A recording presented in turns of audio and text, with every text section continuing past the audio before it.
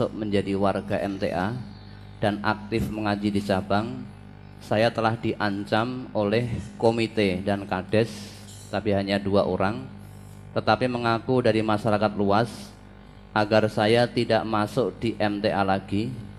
Jika tidak, saya akan dimutasikan dari wilayahnya. Karena diancam itu tidak saya hiraukan sampai sekarang, maka kurang lebih 1 minggu yang lalu saya dipanggil oleh atasan saya. Oleh atasan saya diberitahu bahwa saya sekarang dikembalikan ke kantor, yakni tidak diterima lagi di tempat tugas saya saat ini. Dengan tuduhan saya telah membawa resah masyarakat dan sebagai PNS sudah tidak bisa membawa atau memberikan rasa sejuk di mana saya berada, dan dikhawatirkan akan mempengaruhi minat masyarakat untuk menyekolahkan putra-putrinya di sekolah kami. Padahal kenyataannya masyarakat adem ayem dan menghormati saya juga sejak saya menjadi kepala sekolah di situ. Semakin tahun semakin bertambah siswanya. Pertanyaan yang pertama, apakah saya harus diam saja dengan tuduhan tersebut di atas, Ustaz?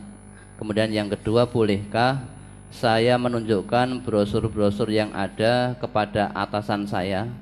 Karena atasan saya ngendiko ngaji kok hanya lewat brosur dan radio. Yang ketiga, bagaimana dengan adanya mazhab-mazhab? Apakah MTA mengakui adanya mazhab tersebut? Mengakui dengan memakai tidak sama kan Pak Ustadz? Sebab pada waktu saya ditanya oleh atasan saya jawab, ya MTA mengakui adanya mazhab-mazhab itu karena di dalamnya juga ada dalil-dalil Al-Quran dan hadis-hadisnya. Tetapi beberapa hari kemudian saya dengar dari siaran ulang Jihad Pagi, Pak Ustadz menjawab pertanyaan tentang mazhab MTA tidak ikut salah satu mazhab. Mohon penjelasannya dan juga mohon solusinya. Atasanmu di mana tuh? Kamu sebagai apa? Jadi sebagai PNS, kepala sekolah. Kepala sekolah lah. Atasannya kepala sekolah itu apa? Apa? Pengawas. Atasannya pengawas apa? Ya. Lalu kepala sekolah karo pengawas kok takut. Malah pengawas itu tuduh ben melek matane. Iya. Kamu lihat sekarang, kemarin saya dengarkan Pro 3 radio RRI itu, dan peringatan Hari Kesehatan Jiwa Sedunia. 450 juta manusia di dunia itu menderita penyakit apa? Depresi. Ya. Sepertiganya itu di negara berkembang termasuk di Indonesia. Maka kemarin tayangan TV lihat nggak? Ada wanita nyopir nabrak polisi barang itu. Karena apa itu? Stres. Tidak hanya satu, sebelum itu juga wanita juga nyopir nabrak. Karena itu banyak yang meninggal itu. Kemarin wanita yang kemarin itu malah ya nganggo kotang tok, pakai celana pendek ya, telanjang lah nyopir udah nabrak uang. Belum lagi di sana sini terjadi tawuran.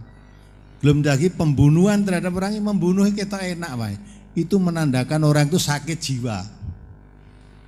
Jiwanya sakit. Nah, sedang Quran itu obat penyakit jiwa. Maka orang yang melarang ngaji Quran tidak boleh, itu orangnya lebih sakit jiwanya daripada yang sudah sakit tadi. Jadi tidak suka kalau orang jadi baik itu.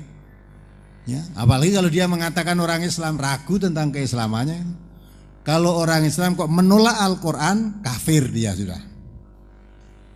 Ya, sudah harus tegas itu. Coba kalau saya kok melarang orang ngaji, salahnya di mana? Kamu tunjukkan. Banyaknya orang korupsi itu sakit jiwanya, karena mengambil hak yang bukan miliknya, itu sakit jiwanya. Maka kalau kita dengarkan siaran TV, negeri kita itu sudah sakit dari atas sampai bawah. Yang korupsi kan orang-orang atas kan, orang bawah ada enggak? Sama, orang bawah ya banyak, sehingga sekarang ini mencari orang baik itu susah. Mencari orang waras itu susah sekarang. Nah, sakit jiwa itu menunjukkan jauhnya dari tuntunan agama. Karena Allah mengatakan qad ja'atkum mau'izatum mir rabbikum wa syifa lima fis syudur wa huda warahmatul lil mu'minin. Coba dibaca itu ayatnya. Surat Yunus nomor surat 10 ayat 57. Ya ayyuhan nasu qad ja'atkum mau'izatum mir rabbikum wa syifaa'un lima fis suduri wa hudaw wa rahmatul lil mu'minin. Hai manusia, sesungguhnya telah datang kepadamu pelajaran dari Tuhanmu dan penyembuh bagi penyakit-penyakit yang berada dalam dada, dan petunjuk serta rahmat bagi orang-orang yang beriman. Telah datang pelajaran dari Tuhanmu, wahai manusia, maksudnya Al-Quran. Jadi Al-Quran itu suatu pelajaran.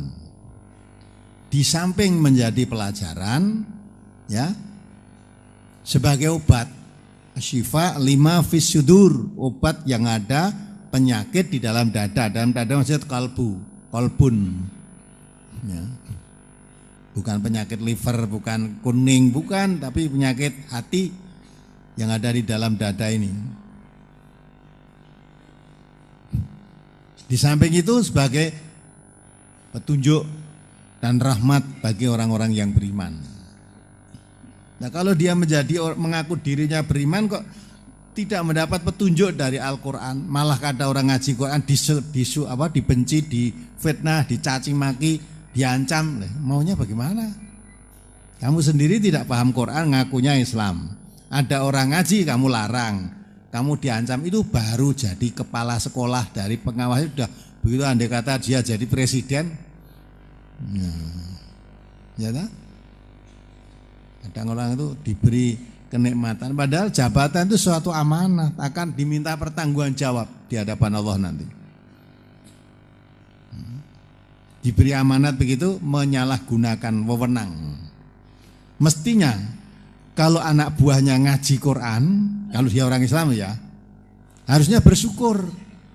Alhamdulillah semua dong ngaji Quran, sehingga dia akan dapat pelajaran di Al-Quran, sehingga di lingkungan kepegawaian anak saya nanti akan menjadi baik semua, karena dituntun dengan Al-Quran, harusnya gitu. Ya. Karena Quran diturunkan oleh Allah itu memperbaiki manusia. Manusia waktu Quran turun, manusia jahiliyah saat itu. Ya seperti sekarang lah jahiliyah. Nah sekarang modern. Ya. Dunia menjadi baik karena Quran. Dunia menjadi aman, damai karena Quran. Sampai Allah mengingatkan, wadhkuru ni'matallahi alaikum idh kuntum a'da'am fa'alafa baina qulubikum fa asbahtum bi ni'matihi ikhwana. Coba dibaca surat Al-Imran tuh, surat. Ya. Surat Al-Imran ayat 103.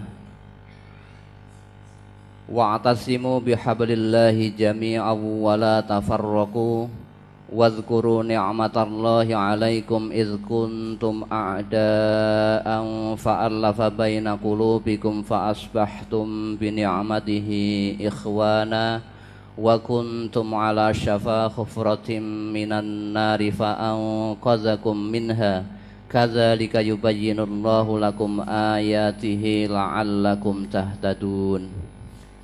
Dan berpeganglah kamu semuanya kepada tali agama Allah, dan janganlah kamu bercerai-berai.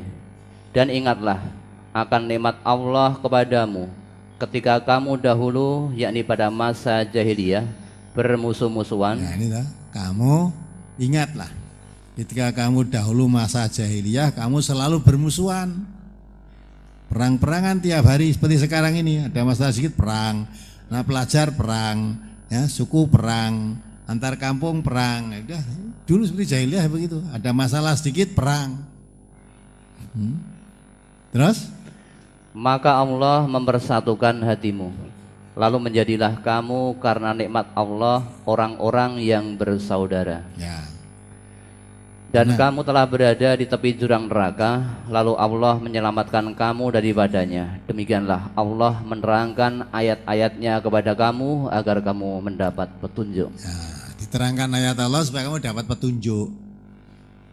Wa'tasimu bihablillahi jami'an. Hablillah itu maksudnya Quran.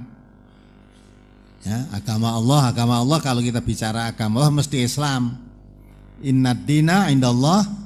Karena tidak ada agama selain Islam. Agama yang diakui oleh Allah itu di sisi Allah itu hanya Islam. Innad dina indallahil Islam. Maka berpegang teguh agama Allah maksudnya berpegang teguh Islam. Kalau berpegang teguh Islam sumbernya Islam itu dari Quran. Maksudnya sudut pegang teguh Al-Quran. Ya. Kalau kamu pegang teguh Al-Quran, jangan sampai terjadi cerai-berai. Ingatlah dulu kamu sudah bercerai-berai. Wadhkuru ni'matallahi alaikum idh kuntum a'da'an fa'alafa baina qulubikum. Ketika kamu jahiliyah dulu, Allah menyatukan hatimu dengan nikmat Allah itu dengan Islam, dengan Quran. Sehingga yang kamu selalu bermusuh-musuhan akhirnya menjadi ikhwana, menjadi bersaudara. Wa kuntum ala syafa khufratin minan nar fa anqadhakum minha. Kamu dikatakan oleh Allah ibaratnya kamu sudah di tepi jurang neraka. Karena kamu dalam keadaan kafir, saling berperang, andai kata mati masuk neraka kamu. Mati dalam kekafiran masuk neraka. Tapi dengan nikmat Allah, diutusnya Nabi Muhammad sallallahu alaihi wasallam membawa Al-Qur'an, kamu menjadi damai. Permusuhanmu jadi damai sehingga terselamat, kamu tidak jadi mati karena tidak jadi bunuh-membunuh. Yang dulu satu sama lain ingin membunuh namanya perang, terus sekarang damai ingin mempererat persaudaraan. Itu kenikmatan yang diberikan oleh Allah. Maka Islam datang itu menyebarkan kedamaian. Ya, lah kok kalau orang Islam malah tidak membawa damai, membawa Quran tidak damai, itu mesti jauh dari tuntunan Islam. Hanya ngakui Islam saja tapi nggak paham tentang Islam. Islam itu tidak suka permusuhan, tidak suka perkelahian, tidak suka pembunuhan orang, tapi Islam itu menebarkan keselamatan. Maka Nabi kita mengatakan, ya, la tadkhulul jannata hatta tu'minu wala tu'minu hatta tahabbu. Hal adulukum ala syai'in idza fa'altum tahabbtum afsu salam bainakum. Nabi kita mengatakan kamu tidak akan masuk surga sebelum kamu beriman. Syarat masuk surga itu harus beriman. Tidak ada orang tidak beriman masuk surga. Nah, kamu tidak dikatakan beriman sehingga saling berkasih sayang.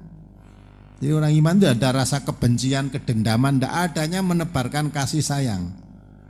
Maka Allah memerintahkan Nabi, qul la as'alukum alaihi ajran illal mawaddatan fil qurba. Katakan Muhammad, saya tidak minta upah di dalam dakwahku menyebarkan Islam, tidak minta upah dari kamu manusia. Nah, tapi hanya mengharapkan munculnya kasih sayang di antara kalian. Jadi Nabi berdakwah Islam itu artinya menebarkan kasih sayang. Maka kalau kamu mengatakan beriman kok tidak ada kasih sayang, apalagi sesama muslim. Dan sesama muslim itu kal jasadil wahid, seperti satu tubuh. Tidak ada kebencian satu dengan yang lain. Kalau ada perselisihan tuh fa aslihu baina akhwaikum, didamaikan, diislahkan. Maka dengan ketika kamu jahiliyah tadi, dengan datangnya Islam berhenti bermusuhan sehingga kamu tidak jadi masuk neraka. Ya. Maka Nabi mengatakan tidak beriman kalau kamu tidak kasih sayang. Terus ditunjukkan, maukah kamu saya tunjukkan jalan sesuatu hal apabila itu kamu lakukan muncul kasih sayang. Apa itu? Afsu salam bainakum, tebarkan salam di antara kalian. Ya, jadi Islam itu menebarkan keselamatan. Tebarkan salam di sini bukan kalau ketemu assalamualaikum dijawab waalaikumsalam, bukan itu. Ya itu juga betul, tapi tidak hanya di lisan. Karena assalamualaikum mudah-mudahan kamu selamat, gitu kan? Dijawab ganti, waalaikumsalam, mudah-mudahan kamu juga selamat. Loh. Jadi sesama muslim itu satu sama lain saling mendoakan saudaranya untuk selamat. Kalau kamu mendoakan saya supaya selamat, jangan berbuat sesuatu kamu yang tidak menyelamatkan saya.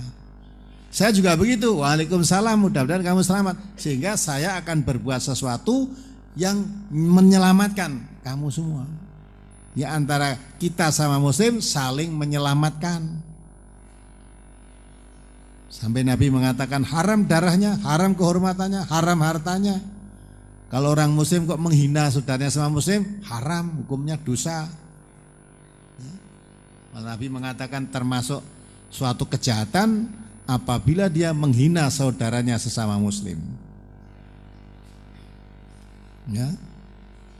Nah inilah harus ditakan. Jadi kita itu hanya ketemu salam, waalaikumsalam, udah, tapi hatinya menyimpulkan kebencian.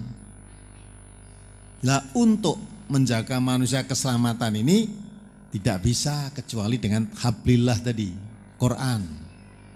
Maka dulu kamu selalu perang, setelah datangnya Quran masuk ke hatimu, damai. Maka kalau tinggalkan Al-Quran pasti bercerai-berai.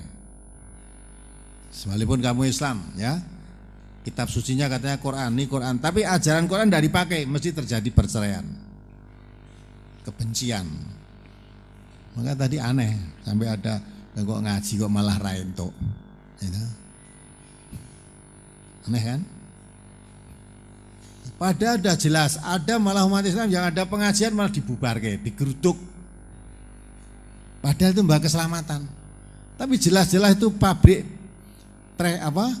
estasi yang menjadikan manusia sakit jiwa, banyak pembunuhan, banyak, malah dibiarkan saja. Malah jadi pegawai ini nengkono. Aneh enggak? Nah, jelas-jelas itu membawa kerusakan, malah dibiarkan.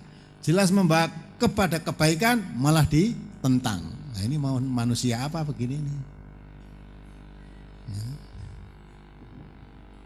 Maka jangan harapkan baik tanpa Al-Quran. Kita seluruh warga Masjid Tahfidz Al-Quran harus mempunyai keyakinan manusia ini baik secara pribadi, masyarakat atau negara, tanpa Al-Quran tidak mungkin bisa jadi baik. Ya, harus yakin. Kalau manusia tanpa Quran bisa jadi baik, Allah sia-sia mengutus Nabi Muhammad, sia-sia menurunkan kitab suci Al-Quran. Wong tanpa Quran jadi baik kok, tidak nurunkan Quran barang. Ya. Maka itu kita harus yakin manusia tanpa Quran tidak jadi baik. Nah, untuk itu maka kita mulai dari diri kita sendiri. Saya ingin jadi orang baik, kita kaji Quran, kita amalkan Quran.